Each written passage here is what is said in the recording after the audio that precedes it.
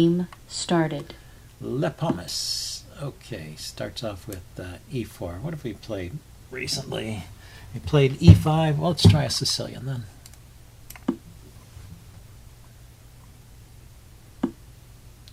And he goes for the quick d4. Let's see what he has in mind here. He has in mind the Smith-Morra gambit. I'm going to decline it this time.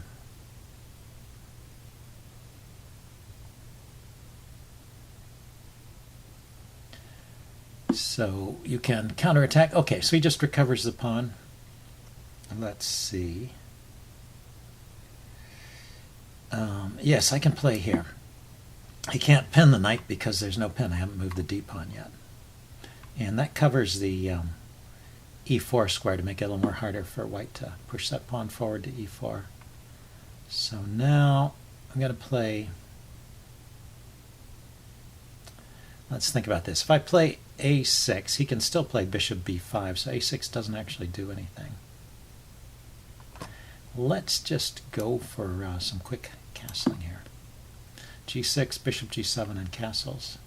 Then I can push the d pawn forward without any trouble.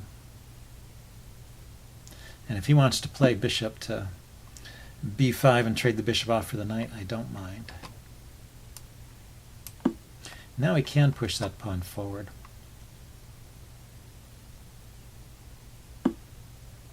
But he's not doing it. Okay, I get the castle here. Now if he pushes the pawn forward, the knight can actually drop back to e8. Okay, so let's think about this position. a6 still doesn't do anything because there's a pin on the pawn. d6, he can actually take the knight and win a pawn.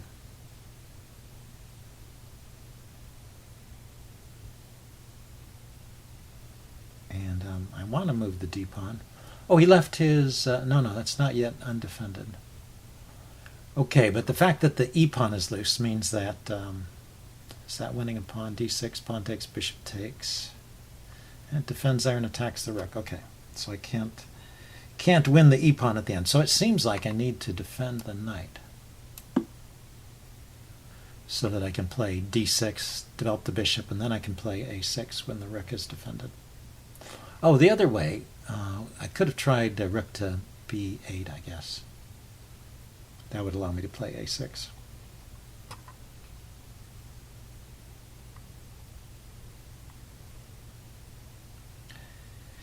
Yeah, it's a little bit tricky. I think, I don't think white has done anything wrong. He may have missed some chances. I mean, pushing that pawn to e5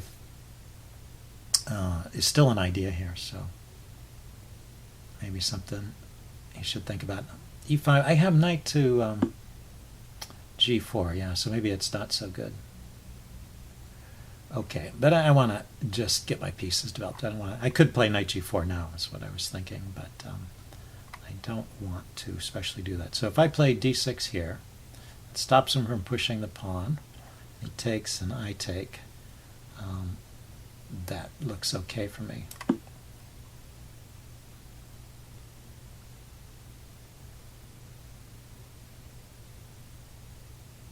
See which way he wants to castle.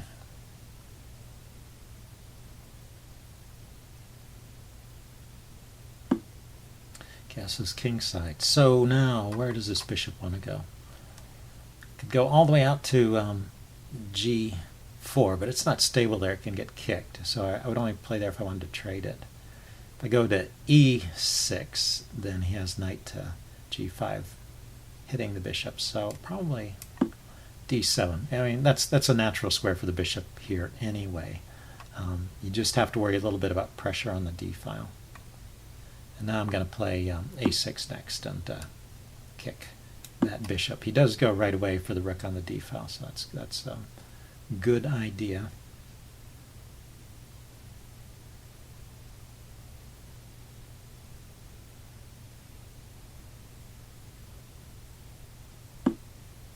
So he drops back, and now this pawn is well defended.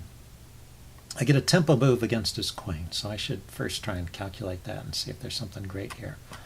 Like a knight to e5, hits the queen and hits the bishop. The bishop is loose, So that forces queen to c2 to defend the bishop.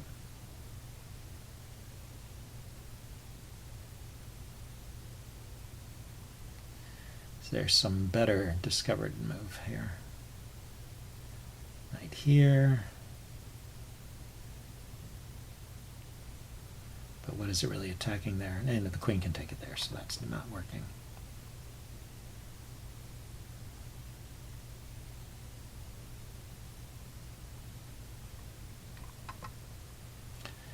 Yeah, I think I want to do this, and maybe even trade off that bishop. It looks like it's not a great piece at the moment, but he always has the idea of pushing the e-pawn forward, and that bishop can be a good piece.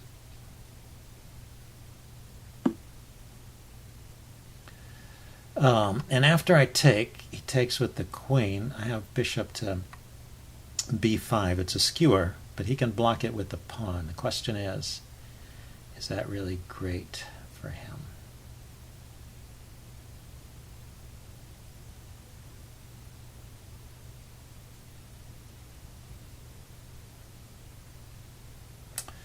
I guess it is. I can't take it. The queen and the knight are on it.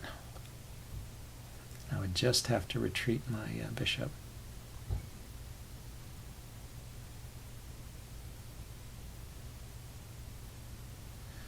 Let's see. If instead I play knight to g4, where does the bishop go? Here, here, here, here. Let's play this.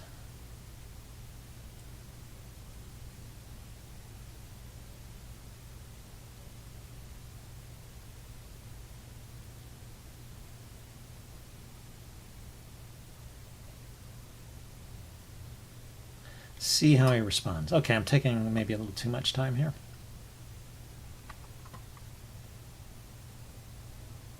But it's an interesting position. So instead of trading and bishop to b5, maybe pawn to b5 and clamping down on the c pawn here.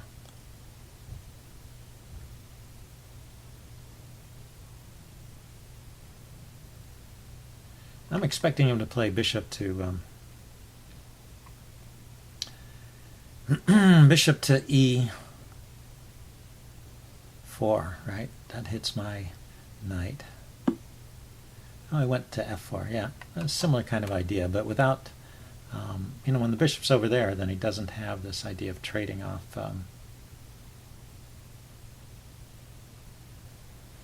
Trading off my bishop. If the bishop were on e4, it would be looking at my dark squared bishop here, is what I mean. If it were on d4, now it's on f4. So if I take here, he takes back with the knight. If I take here, he takes back with the queen.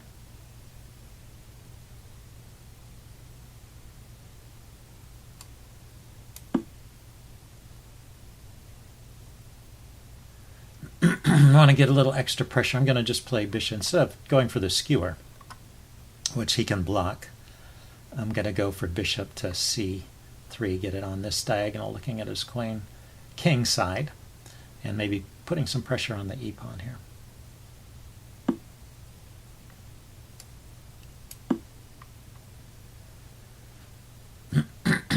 And this knight is now loose, but there's nothing attacking it.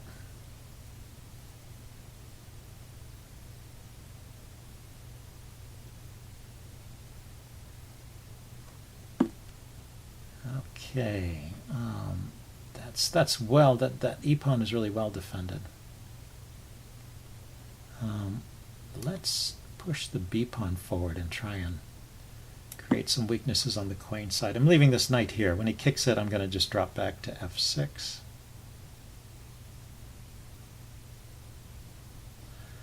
I don't have any pieces behind these pawns, so there's no like tactics due to pins on this E and D files, I think.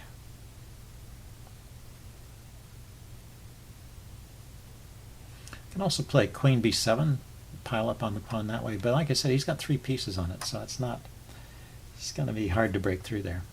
So maybe rook to the c file. Yeah, so he kicks the knight. And I'm hoping that's some little weakening of the king side there. That's why I was waiting for him to play that. Now I have 2 pieces on it. I can get up to 3. Okay, so he decides to break through. Not a bad idea. Give up that pawn. Well, he's not giving it up. He's trading that pawn. Ah, okay. This is interesting. I didn't spot this. So the knight comes here with a discovered attack on my queen. Let's see. So the knight, for example, could take here, defending the bishop and attacking my queen. Knight takes here, queen moves, and then he takes the rook. So the queen has to get off that diagonal, or I have to block it somehow. Or I could, let's see, can I counterattack his bishop? If I go bishop here, he goes knight there. I play knight takes bishop, hitting his queen. Or even knight here would work, right? So knight here, his bishop drops back.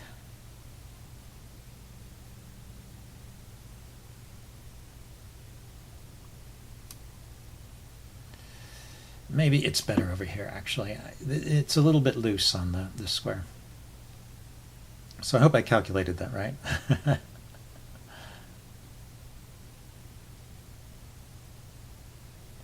Knight takes bishop, hitting his queen.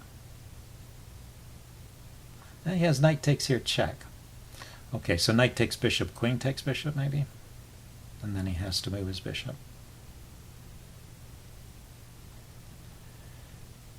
Knight takes pawn, knight takes bishop. He takes back, I take back, or he takes the rook, I take the queen. A complicated situation. Yeah, knight takes bishop, queen takes bishop. This pawn is hanging, but his bishop is hanging. So I still think I come out of this with material intact. He's starting to use up some time too. Well, it's nice to have a game where a guy is thinking about his moves. The last game was kind of silly. I just hope I can keep up with him.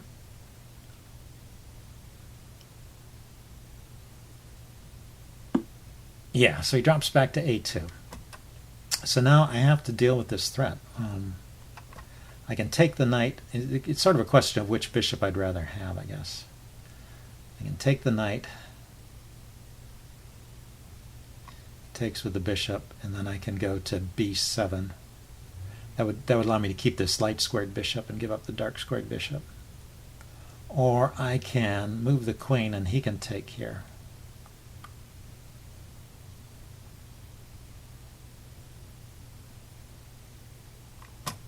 I guess I want to go this way. There may have been other choices too. Rook to rook to d8 might have been an idea, hitting his queen.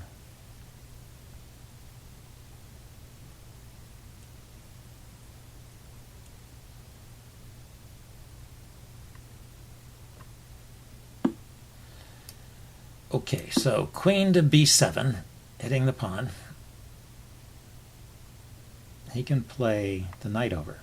Knight takes, bishop takes, queen takes, pawn takes. I would leave him with kind of a messed up pawn structure. Does he have counterattacking ideas with his queen? Getting his queen to this diagonal would be good, huh? If his queen were to show up on the h6 square, that would be dangerous for me. Okay, so I don't want to place the knight back to f6 and have him trade there. So let's go here. He has opened up his king side.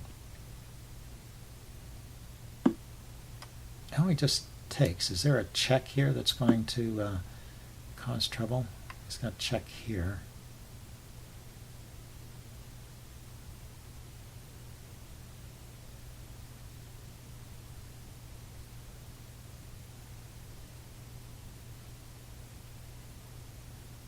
Check.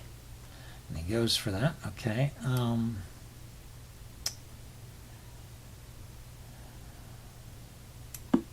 think I want to block the check with the pawn rather than move the king. This gives me a square for my rook to defend the f-pawn here and the second rank.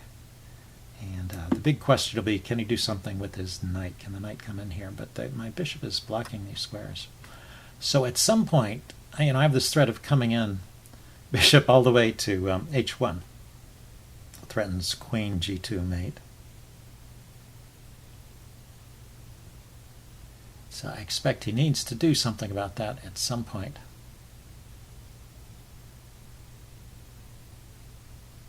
So the moves to push my knight around. They didn't win material and they weakened his king side. So I think they should, in principle, be good for me. How does he answer this move anyway?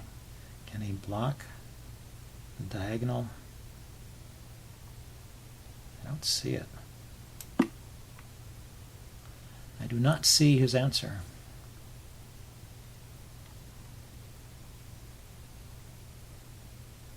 It's kind of a funny move, putting your bishop in the corner, but because you want the bishop and the queen in the other order, so the queen comes into g2. But if you can put the bishop all the way to the corner, it supports queen to g2. I don't see any way for him to protect that square, and I don't see any king moves that. Well, he can play king to f1. Okay, so what do we do about king f1? The queen comes in with check, or the bishop with check. Bishop check, he goes back. Queen check, he comes forward. And I can check again and win a pawn. After the second check, he probably keeps coming forward. I can keep checking too.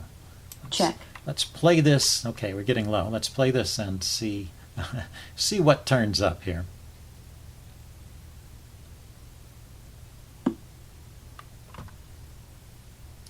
And my bishop is loose here. Okay, I have to be a little bit careful.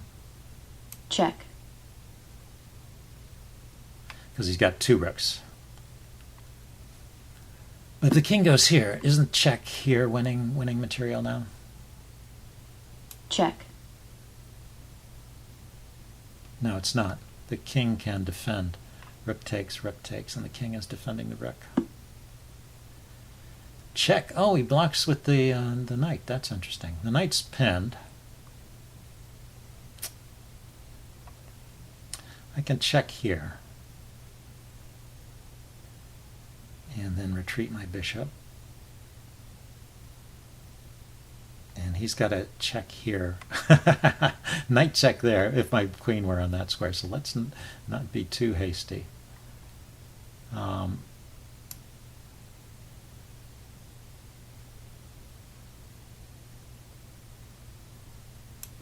let's start by saving the bishop.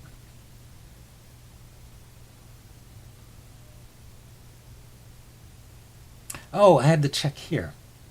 That's the move. I should have played queen takes f2 check, right? Well, he can block with the rook.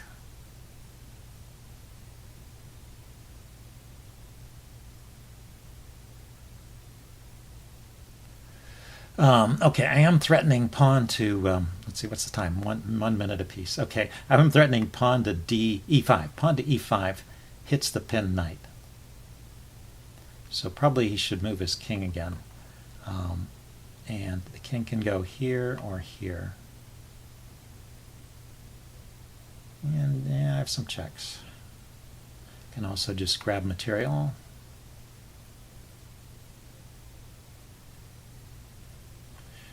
Grab on f2 or grab on h3. But f2 is not so promising. Let's see. Queen takes f2. He just plays rook to f1. And what do I play? Knight's unpinned, so he has a check here now, picking up the rook. Unfortunately, and queen here check. Looks promising at first, but he has the knight here check.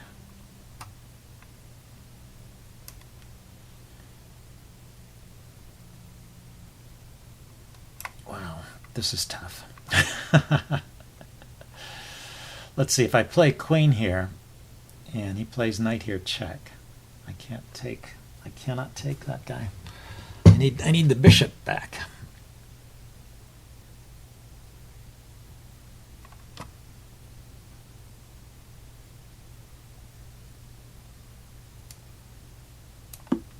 Okay, I really just have to play.